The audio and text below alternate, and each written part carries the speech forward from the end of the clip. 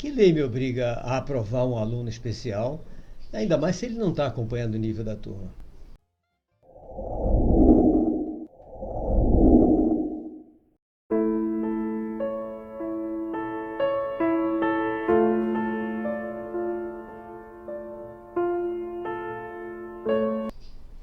Olá, amigos.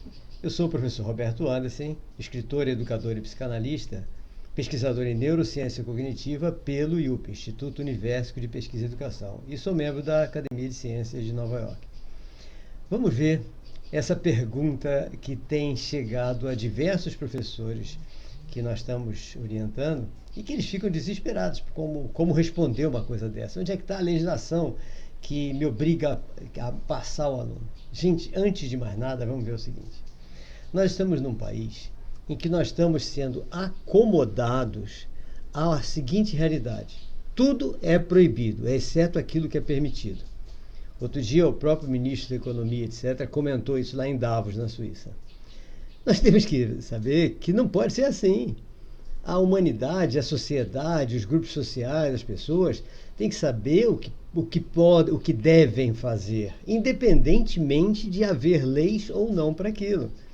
No caso da educação inclusiva, é óbvio que qualquer professor consciente e responsável sabe exatamente o que precisa ser feito para não prejudicar nenhum aluno, ou melhor ainda, para desenvolvê-lo, desenvolver a sua inteligência, para estimular a sua autonomia e para promover a sua socialização.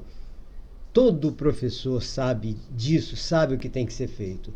Só que ele pode não estar querendo fazer, ou não ter condições para fazer, achar que não tem condições para fazer. Isso é discutível, nós temos que conversar muito sobre isso. Eu tenho me oferecido para bater esse papo com todos os professores que têm alguma dúvida.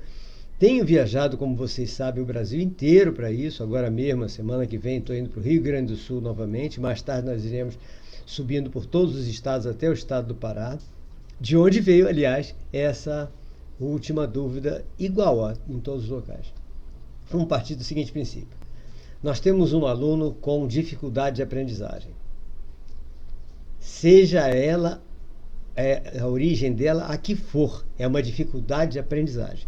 Se existe uma dificuldade de aprendizagem, quem é o profissional competente para descobrir como fazer esse aluno aprender? É o torneiro mecânico? É o eletricista? É o encanador? É o porteiro? Ou é o educador? É o educador, é o professor. Então, quem é competente para saber como fazer as pessoas aprenderem é o professor, educador. Então, uma dificuldade de aprendizagem não me interessa qual é o laudo daquela pessoa. Interessa que ela está com uma dificuldade e que eu, como professor, tenho que fazer de tudo para ela aprender. Partindo desse princípio, nós não precisaríamos de nenhuma lei, nenhum laudo, nenhum diagnóstico, não precisaríamos de nada. Precisaremos, sim, de apoio dos terapeutas quando a gente descobre que aquela dificuldade de aprendizagem tem algo que deve ser feito por alguma terapia. Então, nós vamos sair correndo atrás de uma terapia. Agora, infelizmente, nós temos que estudar para não enviarmos para o terapeuta errado. Então, hoje, nós, os professores, temos que ter um estudo permanente, constante, uma atualização direta, para nós sabermos exatamente o que fazer com cada aluno, para não prejudicá-lo, e mais que isso, para deixá-lo animado, empolgado, feliz, alegre, satisfeito, aprendendo, porque só em fazer isso nós já estamos fazendo uma terapia, mas a autoestima elevada dele vai fazer com que o sistema límbico dele funcione, equilibre o organismo e a psique, e ele comece a consertar e diminuir os sintomas. Tem muita coisa em paralelo com isso, mas precisa de mais estudo. Por isso que eu acho que todo professor hoje tem que estudar muito. Não só a matéria que ele está dando, mas como entender o aluno que está com ele. Então, isso não é exclusivo dos médicos, entender do autista, entender do TDAH, entender do disléxico, entender do descalcúlico. Não é exclusivo do fonoaudiólogo, do psicoterapeuta. É do professor. O professor tem que saber isso. Não tem que saber detalhes, mas ele tem que saber muita coisa para saber, inclusive, a quem vai encaminhar para o procedimento terapêutico, que não é o que ele vai fazer.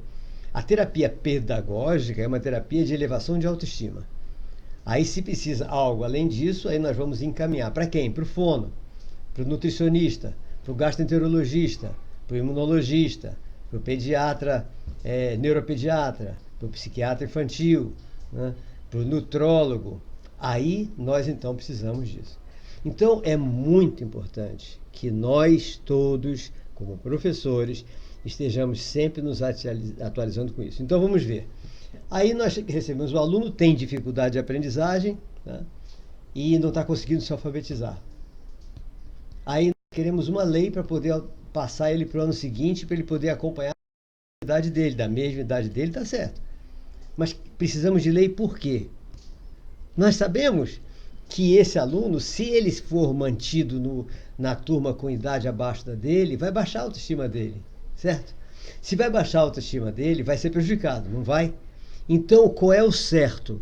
É mantê-lo repetindo o ano porque ele não está evoluindo, ou é continuar acompanhando a idade dele para ele aumentar a autoestima e nós fazermos todas as estratégias e técnicas educacionais possíveis para ele evoluir?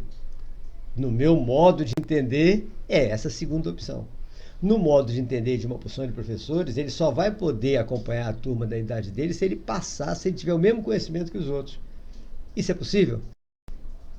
Em algumas comorbidades, síndromes e transtornos, sim, em outras não.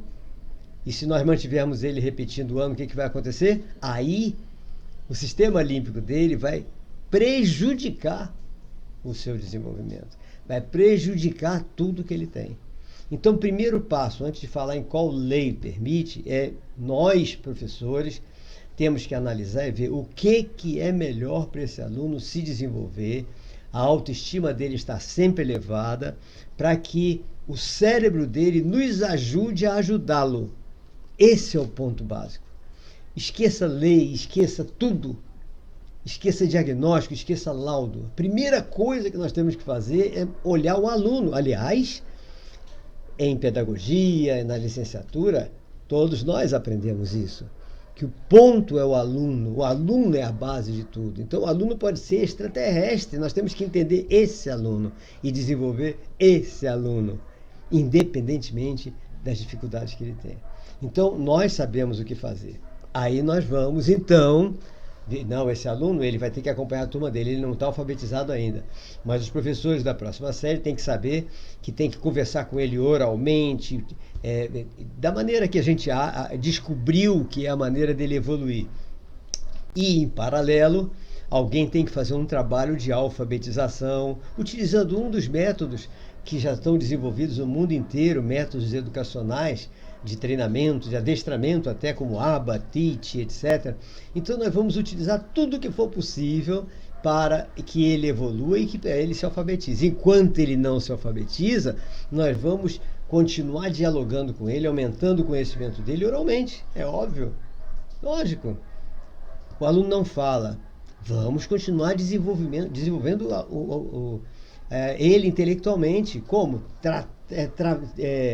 Criando um meio de diálogo, como eu já fiz há dezenas de anos, já tenho mais de 10 anos mesmo, com a paralítica cerebral muda e várias outras que eu tenho acompanhado até hoje. Então, paralítica cerebral muda. Tá? Então, a única coisa que ela fazia era mexer com a cabeça e sorrir e ficar com cara de raiva. Pronto. Por meio desses sinais, nós combinamos que um significava sim, sorriso. O outro significava não, cara feia. A menina está evoluindo até hoje, já está no ensino médio. Então, gente, quem é que sabe isso? Somos nós, professores. Ah, mas eu não sei, eu não aprendi na faculdade, não aprendi no curso de pedagogia, não aprendi na licenciatura. E não tem criatividade? Não tem inteligência? Ou não nasceu para ser professor? Então, esse é um detalhe muito importante. Nós temos que estar cientes das nossas competências. Não é, não, mas eu ainda não estou com essa competência toda. Não, competência nossa é competência nossa. Se nós desenvolvemos a habilidade nessa competência, é outra coisa. Isso depende de esforço, estudo, prática. Prática. Vamos colocar em prática tudo aquilo que nós estamos ouvindo. Os cursos que nós estamos fazendo, os cursos de atualização.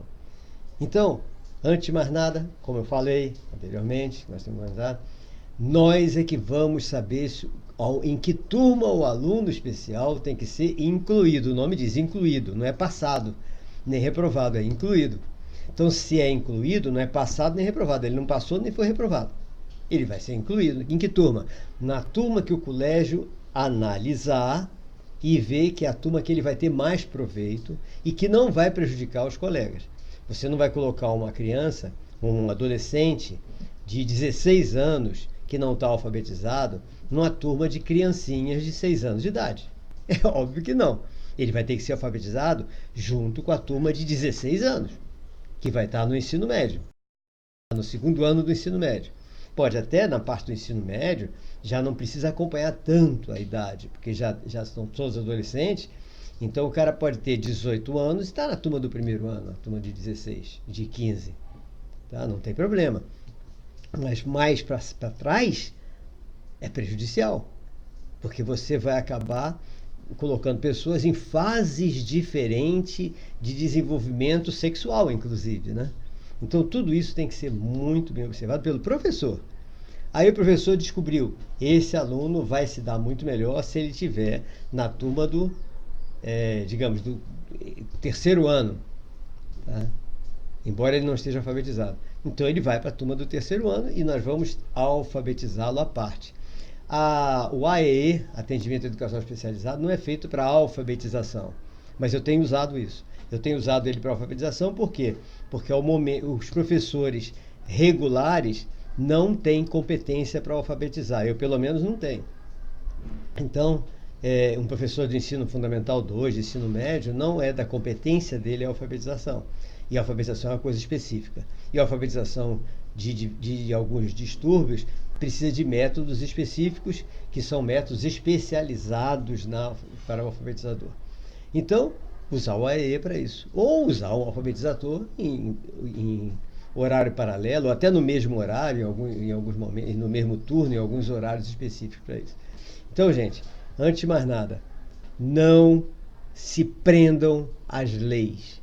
A partir do momento que você sabe o que tem que ser feito para não prejudicar o aluno, agora sim, agora vamos buscar as leis. Agora vamos buscar e estão todas lá direitinho permitindo tudo isso. Você vai para a lei, a LDB permite tudo isso. Você é quem decide o que vai fazer com o aluno. E se tiver algum documento de legislação municipal ou estadual proibindo, você reúne o seu conselho de classe, faz uma ata e na ata você diz: esse aluno foi incluído na turma tal, mesmo não alcançando os índices mínimos para aprovação, por ser aluno especial, aluno com dificuldade de aprendizagem, com sintomas característicos, com sintomas compatíveis com, aí você põe autismo, síndrome de Down, dislexia, descalculia. Você não fez laudo, você não fez diagnóstico. Você com sintomas compatíveis dele. E quem é que pode dizer isso? É você, educador. É você, educador, que é quem entende de educação. Não é médico, não é ninguém. É você, educador. Aí você nunca vai prejudicar aluno nenhum. Aí você vai na Lei Brasileira de Inclusão, está tudo isso permitido. Então, LDB, Lei Brasileira de Inclusão, tudo isso está permitido. As legislações estaduais e municipais é que algumas delas estão incorrendo em alguns pequenos erros, não são erros grandes, pequenos erros. Na do estado da Bahia, eu só vi um erro, um só, que foi a colocação de 2 professores na mesma sala de aula, o professor específico do autista e o outro professor. Aí eu acho incorreto, porque você está praticamente eliminando a ferramenta da inclusão, que é o mesmo professor para todo mundo. Tá? Então, são detalhes que nós temos que analisar com calma, mas o de hoje é isso. Então, quem tiver alguma dúvida sobre legislação, procure no nosso canal os vídeos explicando, temos 4 vídeos explicando detalhadamente a interpretação das legislações. Quando forem ler a legislação, leiam as frases inteiras, dúvidas, entre em contato comigo, assista esses vídeos que eu estou falando, ok? Então, resposta a essa pessoa que perguntou qual é a legislação que me obriga a passar o aluno. Nenhuma legislação proíbe você de incluir o aluno especial na turma que você achar que é mais conveniente para ele.